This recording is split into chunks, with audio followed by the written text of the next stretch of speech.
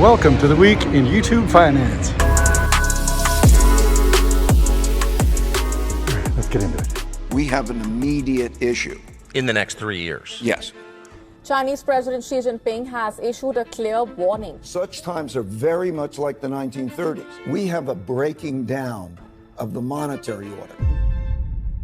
What's up, you guys? It's Graham here, and we got a problem. Not too long ago, the billionaire Ray Dalio posted a video titled Principles for Dealing with the Changing World Order. This was a 43-minute long presentation about the impending downfall of every major economy as we know it, how these evolving cycles typically happen on a regular basis, why the times ahead will be radically different from those that we've experienced in our lifetime, and how we could best prepare for what's to come based on predictable events that seem to happen once every 100 years. Although now he says we are living through exactly what he was talking about, as in we've just seen weakening of the dollar, tensions around the world, and lost confidence in the United States, all signs that the shift isn't coming, it's already happening. And the question isn't if we're in the middle of a changing world order, it's how deep in we are and what we're going to do about it before it's too late. That's why we really got to discuss exactly what he says is going to happen and what you could do to best prepare going forward, because like it or not, this is going to have a direct impact on you, especially if you're caught off guard. Although before we start, as usual, if you enjoy videos like this, it would seriously mean the world to me if you hit the like button or subscribed if you haven't done that already. I know, I hate asking, but all the metrics say it makes a significant difference in the channel, and as a thank you for doing that, I will do my best to read and reply to as many comments as I can. So thanks so much, and also a big thank you to Helium Mobile for sponsoring this video, but more on that later. Alright, so I've said this before, but to quickly bring you up to speed, all of this starts with the US dollar. For the last 80 years, our money has become the most powerful currency in the world because it's what's known as the reserve currency. This refers to money that's commonly accepted throughout the global economy, and since 1945, the US dollar has taken that top place because of its resiliency, lack of volatility, and safety. See, when you have dozens of countries all around the world trading goods and services with one another, it helps to use one universal currency accepted around the world with a predictable value to conduct those transactions in. Otherwise, you run the risk of getting paid in one currency that could be difficult to exchange, and by the time you're able to convert it back to your native currency, the value may have risen or fallen. Of course, the United States benefits from this as well, because the more countries hold the US dollar, the more demand there is for the US dollar. The more countries lend the United States their money, and the more buying power we have throughout the rest of the world. But the United States is now said to be under threat of losing its reserve currency status as other options are starting to take away market share, especially with the implementation of tariffs. So in terms of why this is happening, Ray Dalio explains that this is all part of the changing world order. As he explains, throughout history, there's a constantly changing world order between the leading economy and the rising economy, and over time, one will fail to make room for something new. For example, prior to 1945, the reserve currency was held by the British pound, which lasted for 105 years following the French Revolution, followed by the Netherlands, followed by Spain, and Portugal, and Venetian gold, and so on, with the understanding that reserve currencies never last forever. And about every 100 years, they change through a transition that lasts anywhere from 10 to 20 years.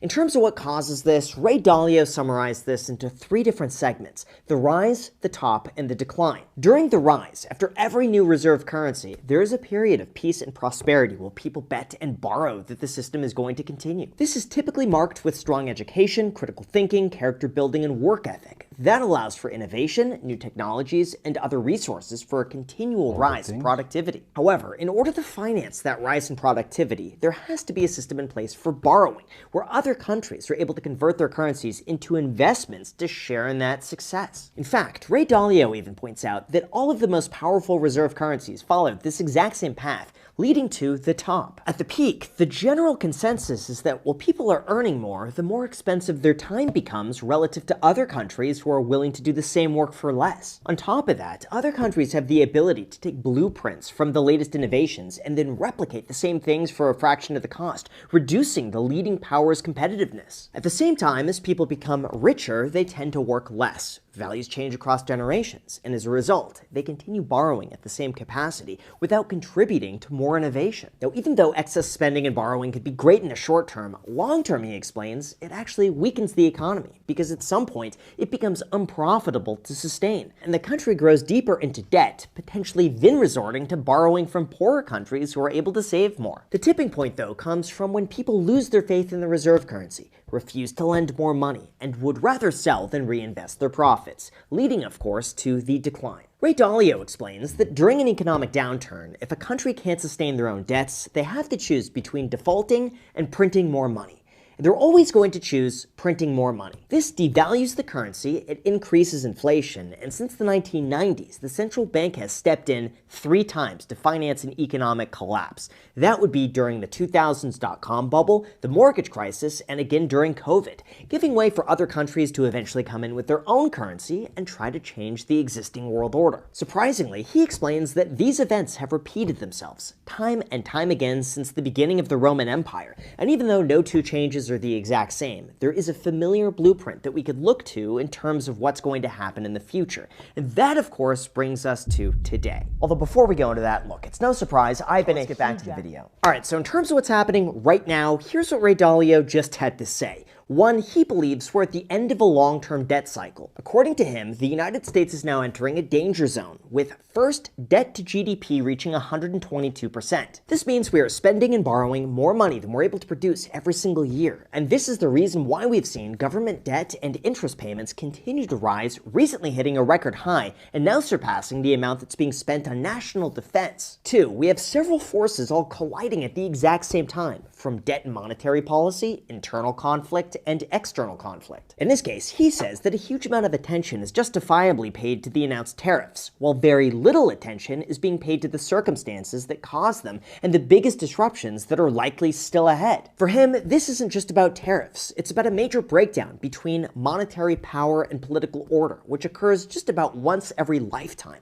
For example, he believes the United States borrows too much while countries like China rely on the US to buy their goods. And when there's a breakdown in trust, it weakens American manufacturing, it hurts the middle class, and it changes how our money is used around the globe. This leads us to number 3, extreme political division. In fact, according to polls, we are the most divided we have ever been in history. Why? Well, in the United States, there's a big difference between people's education, the opportunities they have, how much money they make, and what they believe in. And when the government can't solve for some of these inequalities, both sides fight to stay in control, and that leads to a lot less stability throughout the rest of the world. That winds up with 4, global order is breaking down. As Ray Dalio explains, we've taken an America First approach rather than a multilateral world cooperation, which would lead to the most growth for everybody. And this comes at the long-term expense of our goodwill. This is why he recently went on Twitter to say that you shouldn't be distracted by the news and tariffs. That's merely the sideshow, and if you pay attention to that,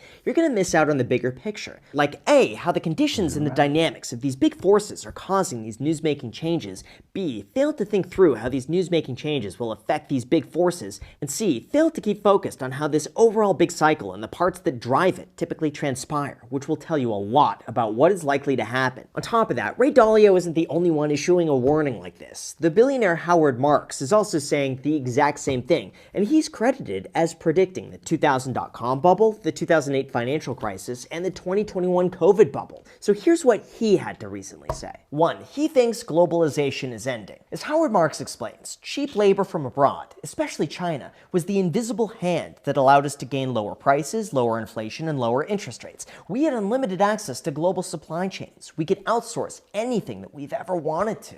But that dynamic is quickly changing. This is said to result in higher prices, slower supply chains, and greater volatility, of which tariffs are just the symptom to a much greater issue that can't quickly be solved. 2, he believes that domestic manufacturing is going to rise. Defense, aerospace, commodities, infrastructure, and utilities will increase, and safe haven hard assets will matter again, and losers will be global retailers reliant on imports, debt-loaded companies, tech firms with slim margins, and emerging markets tied to exports. And 3, this might result in some very good buying opportunities. As he recently said, now with unimaginable risks on the table, it's appropriate to sniff out for bargains. The babies that are being thrown out with the bathwater. We're on the case. Although as far as what the markets think of this, as well as what's right in front of us today, none of this really compares to what's happening in the bond market. Here's the thing, when the market falls, investors tend to rush into safe haven assets like US Treasuries because our government is seen as a very stable place to park extra money. Normally, the more investors buy in, the less Treasuries have to pay because there's so much demand for guaranteed returns. But this time, the opposite happened. The market crashed and Treasury yields went higher, suggesting that investors and countries weren't buying Treasuries anymore, they were, in fact, selling them. This resulted in interest rates going up during a time the market was going down. the exact opposite of what you would expect to happen historically. And as Deutsche Bank said, the damage has been done. The market is reassessing the structural attractiveness of the dollar as the world's global reserve currency and is undergoing a process of rapid de-dollarization. Or I guess in other words, for the first time in decades, investors were not only pulling their money out of the markets, but also out of the United States. And according to him, this is the most concerning piece since the tariffs began. It's showing a deterioration in confidence in the US's place in the world. Of course, alongside that, there's also the rumor that China was purposely selling off their US treasuries as a way to force up interest rates and hurt our economy, especially now that they've increased their gold stockpile for the 5th straight month. But I do think it's important to reiterate that this is not 100% confirmed, and I take it with a grain of salt because there's no way of proving it was 100% them. We just have no way of telling. Regardless though, shortly after this, the Federal Reserve went on record to say that they're prepared to intervene in financial markets if liquidity issues arise, basically reassuring everybody that if interest rates spike up too high, they are prepared to artificially bring them back down to save our economy, pretty much reaffirming exactly what Ray Dalio said would happen as countries continue to print themselves into more and more debt that just becomes harder and harder to pay back. That's why one analyst went to say that this sell-off really could be about default risk. This might be saying something about the US government's ability to function. There's every reason to be concerned about the government as a going concern. Now, thankfully, since then, the Treasury market has somewhat recovered, although in terms of my own thoughts and whether or not this is something to actually be concerned about, here's what I think. Overall, Ray Dalio has made quite a few predictions, and admittedly, he has a decent but not perfect track record. For example, in 2015, he warned of a 1937-era stock market slump, but the markets wound up continuing to move higher. Then in 2016, he said that central banks would get so desperate that they'll give away money, which wound up later being the case in 2020, although in fairness, no one could have predicted the COVID shutdown. Later in 2018, he predicted that there would be a market surge ahead, and if you're holding cash, you're gonna feel pretty stupid. But the market ended up being down 6% over the following 12 months before later resuming new all-time highs. Then he went on record to say that the US dollar reserve status was in jeopardy, which has started to play out, but not yet to the degree that would make a material difference. All of that is to say that no prediction is perfect, and in a situation that seemingly changes by the day, anything can happen, and you're gonna have some predictions come true just because if enough people say it, eventually one of them is going to be correct. This is why I certainly appreciate the warnings, and I love hearing the rationalizations for why certain events are taking place, like the bond market sell-off. But we also can't discount the fact that the Federal Reserve said they're willing to step in and prop the markets up if needed. And if history is any indication, they're gonna continue doing this for as long as they can. In essence, the free market really no longer exists, and everything could be easily manipulated with just the click of a button. Take China, for example. They own about $800 billion worth of treasuries. If they wanted to, they could tank the entire bond market by selling them off all at once and forcing the Federal Reserve to intervene. Or it could all just be a rumor to blame China on the lack of confidence within the United States. Who knows? This is why I don't think it's a good idea to completely restructure your entire investing philosophy based on events that could take decades to play out, during which the market continues moving higher. Now, that's not to say we won't see a stock market drop in the future. I have no idea. It's just to say that the markets are completely irrational, and it's best not to time things around events that just might not happen. This is why, for me, I'm allocating about 1/3 of my money towards US stocks, 1/3 towards international stocks, and another 1/3 towards a Bitcoin ETF, along with some treasuries that I also hold on the side. That way I'm not going to miss out on the upside. If stocks go lower, I can continue buying in, and if the US dollar does lose dominance, the Bitcoin ETF should hopefully take its place. Of course, I could also be completely wrong, so don't listen to me because I'm just a dude in a half-converted garage making YouTube videos, and I just really enjoy hearing out all perspectives, hearing what other smarter people than me have to say, and no matter what, hitting the like button and subscribing if you haven't done that already. So with that said, you guys, thank you so much for watching. And by the way, I'm helping out some colleagues who want to create a mint alternative for tracking finances. If you want to try that out and be a beta user of it, the link is down below in the description. Enjoy, let me know what you think of that. Thank you so much, and until next time. Some people believe the Fed will intervene if the stock market plummets, the so-called Fed put. Are they correct? I'm going to say no with an explanation. Daddy Powell and the Fed are not coming to save you and your portfolio. Whoa, fuck flex! Fuck flex! 95% of the audience have no idea what I'm talking about. So what's going on? The NASDAQ ripped over 2,400 points off its April 7th low, and then almost overnight gave back 900 points. Nvidia's getting crushed. China's being isolated. Daddy Powell just made it crystal clear that the Fed is not here to save you. And guess what? Gold just hit another all-time high. 3,300 an ounce. I'm going nuts with these with the soundboard because I'm getting comments saying that every time I hit it, I'm a child and that they're going to dislike the video. So guess what?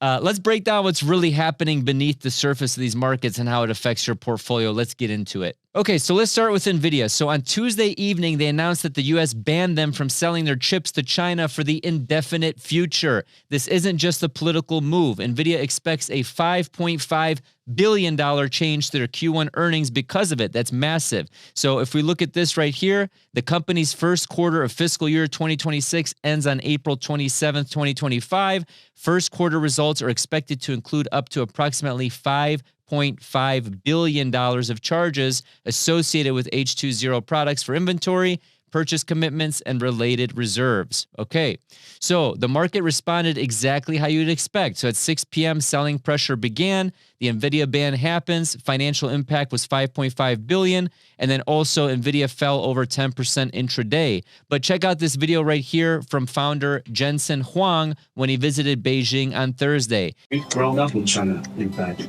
China has watched us grow in the last 30 years. It's a very important market for us. So this is leading to China's isolation escalation. Try and say that 5 times fast. Isolation escalation, isolation escalation. Okay. Take it easy. So this is coming from the Wall Street Journal reporting that the U.S. officials now working with over 70 countries to block China from rerouting exports through their borders. Take a look at this. We can see House U.S. officials plan to use negotiations with more than 70 nations to ask them to disallow China to ship goods through their countries, prevent Chinese firms from locating in their territories, to avoid U.S. tariffs, and not absorb China's cheap industrial goods into their economies. We're trying to bully them a little bit. Whoa! So what is this going to lead to? This is more than just tariffs, you guys. This is a coordinated effort to isolate China economically. So that's an aggressive step in the ongoing trade war, and markets hate that kind of uncertainty. So now here's where things really turned around. At 1:15 p.m. Eastern Standard Time, Fed Chair Jerome Powell stepped up to speak. So the market was already down about 1%, but it was holding up. So he was asked directly, will the Fed intervene if the stock market plummets? His answer was no. And he made it clear, despite all the uncertainty, the market is functioning as it should. So that one comment instantly killed the hope of a Fed put, and it reversed the rally we'd seen over the previous week. Check out this clip right here. Seen some volatility, especially stock market volatility. I mean, the levels of the VIX are up to the levels they were in the early days of the pandemic, coming off somewhat now. Some people believe the Fed will intervene if the stock market plummets, the so-called Fed put. Are they correct? I'm going to say no with an explanation. So what I think is going on in markets is markets are processing what's going on. And, you know, it's really the policies, particularly the trade policy. And really the question is, where's that going to come in? Where's that going to land? And we don't know that yet. And until we know that, you can't really make informed assessments that would still be highly uncertain. Once you know what the policies are, it'll still be highly uncertain what the economic effects will be. So markets are struggling with a lot of uncertainty, and that means volatility. But having said that, markets are functioning, you know, conditional on being in such a challenging situation. Markets are doing what they're supposed to do. They're orderly, and they're functioning just about as you would expect them to function. Okay, so what do I mean by the Fed put reversal? So check out these headlines. This was from the Financial Times on Friday. Neil Kashkari, who's this gentleman right here, I got to show you this old clip from 5 years ago at 60 Minutes. This is unbelievable, you guys. And I'll show you the repercussions of these clips.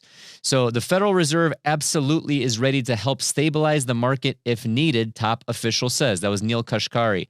So I tweeted on Friday, the 11th, the Fed has tools to provide more liquidity. Well, the last time that happened, we can see what happened with the price of gold and Bitcoin. Let's take a look at this right here. So Bitcoin in the past 5 years is up 1,100%.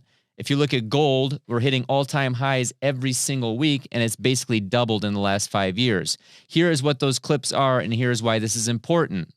To the person who is about to grab their car keys and go to the ATM and take out $3,000, you say what? You don't need to. Your ATM is safe. Your banks are safe. There's enough cash in the financial system, and there is an infinite amount of cash at the Federal Reserve. We will do whatever we need to do to make sure that there's enough cash in the banking system. So you can see that they reported that the Fed is absolutely ready to stabilize markets. We had a market rally because of that. They viewed this as an emergence of a Fed put.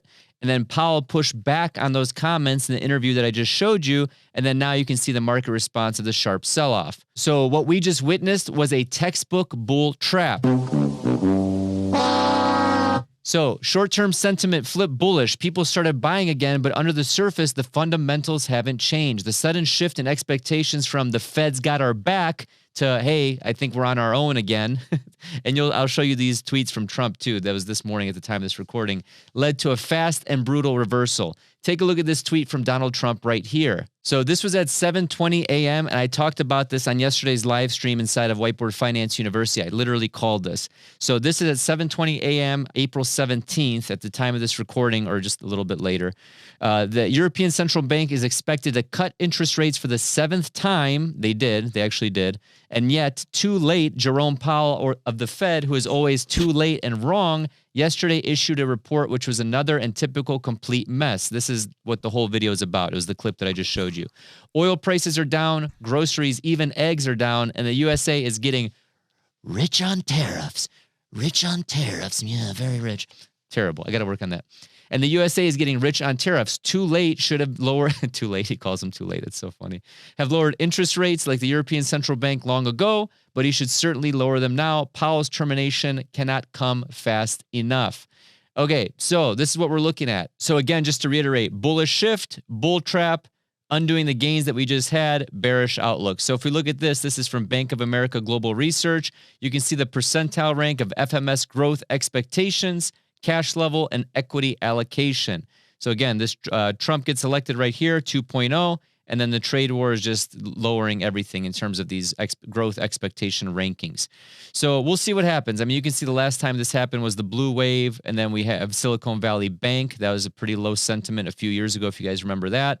Tax cuts, then we had the other trade war, COVID. I mean, this has just been crazy, you guys. But again, nothing new under the sun. That's why I just dollar cost average into VTI, and I call it a day. But do we have a stagflation warning? Bruh. But here's where things go from bad to worse. So Powell also said that the economic impact of tariffs is going to be larger than expected, and that we should prepare for higher inflation and slower growth. That is the definition of stagflation. Okay, if you watch my old videos from a couple years ago, you can watch me reporting on that as well. So when inflation is rising while growth is slowing, the Fed has no good options. They're stuck between a rock and a hard place, you guys. If they raise rates, they risk a recession. If they lower rates, they risk inflation. But inflation actually is coming in very low over the past couple of reports, you guys. Take a look at that if you want. Rate cuts will become less likely and the risk to markets grows significantly. However, if you look at the predicted rate, we're supposed to have multiple rate cuts. So again, it's one of these. We have no idea what's going on. They're between a rock and a hard place. Also, you guys should be checking out the bond market, okay? I've been reporting on this a lot because the bond market is basically what's dictating Donald Trump's policy, right? He did the 90-day tariff pause after the 10 years spiked up, and he's like, wait, that's not what we're trying to do here. But it has been coming down over the past 5 days. You can see where it spiked up right here. Sorry, I know this is kind of a small screenshot. This was about 4.5% where my cursor is, and now we're sitting at about 4.28 at the time of this recording. And again, this is the 10-year Treasury, which pretty much dictates everything. Auto loans, mortgages, things like that. So what does this all mean? Number one, the Fed is stepping back. He's not coming to save you. You are fake news. I don't think that's going to be fake news. I think he's actually pretty serious, to be honest with you. But again, you can see that Trump does not like Jerome Powell. He didn't even like him his first term. He's been the chairman for a while now. So what we'll see here is China, U.S. tensions are hitting new highs. Made in China. Number 3, market sentiment is collapsing again, even though markets, I think, at the time of this recording are up a bit, but we'll see. But it seems to be trending down. And then number 4, the risk of stagflation just became very real. So even the bond market is flashing warning signs. Treasury yields are falling along with stocks, which only happens during a serious fear cycle, which is what's happening right now. And that tells you investors are flying blind right now. You have people you have retail that's gobbling up all these stocks that I've been reporting on over the past few weeks, mom and pops, myself included.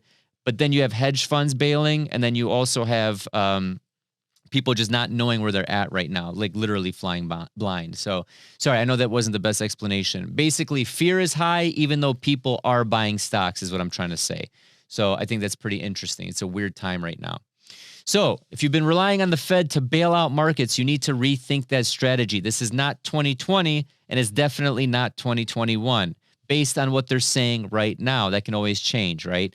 So stay informed, stay defensive, don't chase rallies based on hope. If you got value from this video, be sure to gently click the like button, gently click subscribe, gently check out Whiteboard Finance University, where I go on live streams and I talk into these strategies a little bit deeper.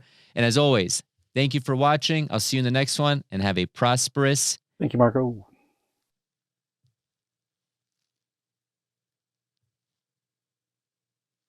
day. Take it easy. See, it sucks because I have to switch. There's only 2, 4, 6, 8 pads, and I have like, I think 24 sounds loaded into here. So I have bank 1. Bruh. Somewhere between 700 billion and $1.3 billion. I'm going to come. Let's see. China. Made in China. You are fake news. Wrong. I have so many, you guys. Hold on. I haven't used that one. I need to use that one more. Okay, guys, signing off from the best finance channel on YouTube. There is no second best. Fair to say you simply flooded the system with money. Yes, we did. That's another way to think about it. We did. Where does it come from? Do you just print it? We print it digitally. So we as a central bank, we have the ability to create money digitally. And we do that by buying treasury bills or bonds or other government guaranteed securities. And that actually increases the money supply.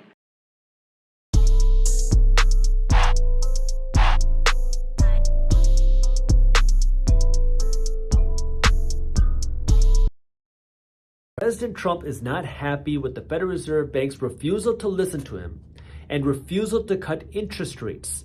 And now it looks like Donald Trump might be looking for a way to get Jerome Powell fired, and this has Wall Street nervous because they say it could trigger an even bigger stock market sell-off. Let me explain what's going on because it really started this Wednesday.